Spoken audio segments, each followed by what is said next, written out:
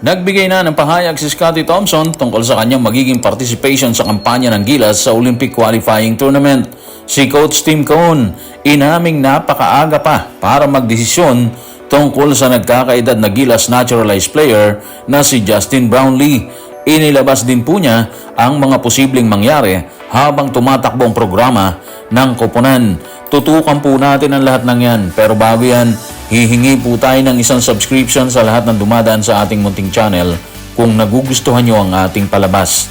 Kung medyo mabigat ang subscription, siguro kahit isang like at isang share na lang po yan. Okay na po ako dyan. Maraming salamat. Habang papalapit ang Olympic Qualifying Tournament na sasalihan ng Gilas Pilipinas, nagiging malaking katanungan sa lahat kung gaano nga ba ka-fit ang players ng pambansang koponan. Sa kaso ni Scottie Thompson, marami ang nagtatanong kung makakasama ba siya sa nasabing kompetisyon. Hindi lingid kay Scottie ang lahat ng yan, kaya kagad niyang sinagot ang issue. Makakasama ba siya sa Olympic Qualifying Tournament? Tutukan po natin si Scottie Thompson sa report ni Jerry Ramos sa Spin. For sure, matagal pa naman yon. Tinatras ko naman yung mga trainers namin. Sila talaga yung nakakaalam nun. For now, wino-work ko yung way ko para makabalik agad. Okay, so magandang balita po yun kasi mahirap kumuha ng bagong player lalo na kung hindi pa pasok sa sistemang ginagamit ni Coach Tim Cone. At least si Scottie, alam na alam niya yung sistema ni Coach Tim, di ba? So yung ganitong development sa kaso niya, mas nagbibigay ito ng assurance. Hindi lamang sa coach maging sa sambayan ng Pilipino na naniniwalang may magagawa ang koponan sa Riga, Latvia. Dumadaan siya ngayon sa proseso ng pagpapagaling ng kanyang back injury, di ba? And hopefully, bago dumating yung June, kung saan nakatakda sila mag-practice, okay na po siya para lahat, everybody happy. Bukod kay Scottie Thompson, pinag-uusapan din ang estado ni Justin Brownlee na kasalukuyan naglalaro sa Indonesia. Dahil 4 na taon na programa ng Gilas, sinasabing baka hindi na makasabay yung matikas na si Brownlee pagsapit ng World Cup. Ang isyong yan ay hindi lingid kay Coach Tim Cone, kaya na makausap ng media, kaagad siyang nagbigay ng kanyang pahayag. Ano kaya ang masasabi ni Coach Tim sa isyong yan?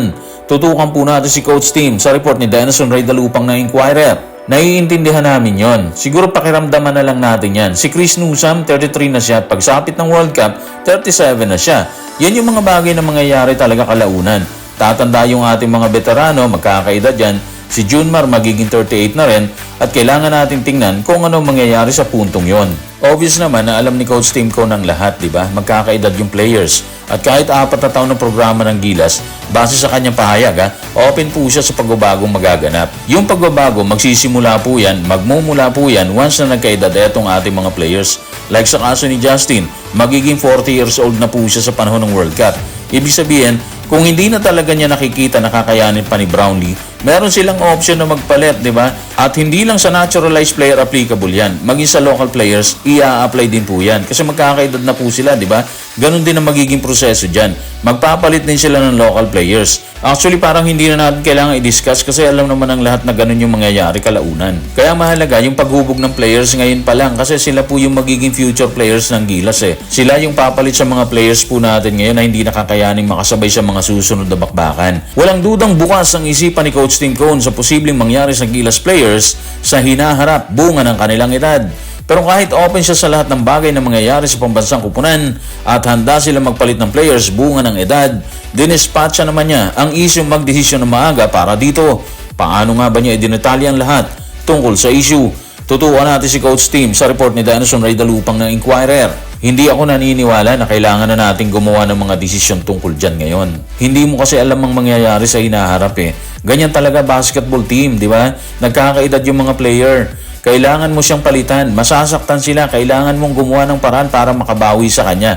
Sunod, manindigan. Ganyan tayo. Isang team at tinatrato namin ng team na to tulad ng ibang basketball team gaya ng Ginebra team o San Miguel team or TNT. Yung sinabi ni Coach Tim, maaga pa po talaga para sa isyong yan kasi layo pa po ng World Cup. So doon tayo sa sakali magpalit sila ng players. Yung mga nagkakaedad, di ba? Sa panig ni Coach Tim Cone, mahirap yung ganon kasi kailangan po talaga nilang magpalit or magpapalit talaga sila. Pero naniniwala po tayo na kapag naramdaman ng players yung kanyang edad, kusa na po siyang bibitaw dyan sa team. Ang dami ng ganyang kaso, di ba? Kaya sa tingin ko hindi magiging malaking issue yung pagpapalit talaga ng players. Naniniwala po tayo na may kusa ang ating mga players para bigyan daan yung mas batang players. Sila naman, di ba? Kay Justin, ganun din tsak yung mangyayari, magkukusa din yan. Lahat ng players alam nila kung hanggang saan lang sila. And siguro once na dumating na yung hangganan po nila, sila na yung kusang bibitaw po dyan. At habang naniniwala si Coach Tim Cone na hindi kailangan magdesisyon sa kasalukuyan tungkol sa estado ng naturalized player bunga ng edad, naglabas naman siya ng ilang senaryo na posibleng mangyari sa hinaharap habang tumatakbo ang 4 na taong programa ng Gilas Pilipinas. Ano nga ba ang mga posibleng mangyari na nakikita ni Coach Tim sa pambansang kupunan? Tutukan po natin si Coach sa report ni Danason Ray Dalupang ng Inquirer. Maaring may isang 7-footer na dumating mula US at nagpahanga sa atin, tapos ilalagay natin sa national team na magiging kapalit ni Junmar Fajardo. Or maybe isang import na dumating na nagpahanga talaga sa atin, and alam mo na, maaari siyang pumasok at palitan si Justin.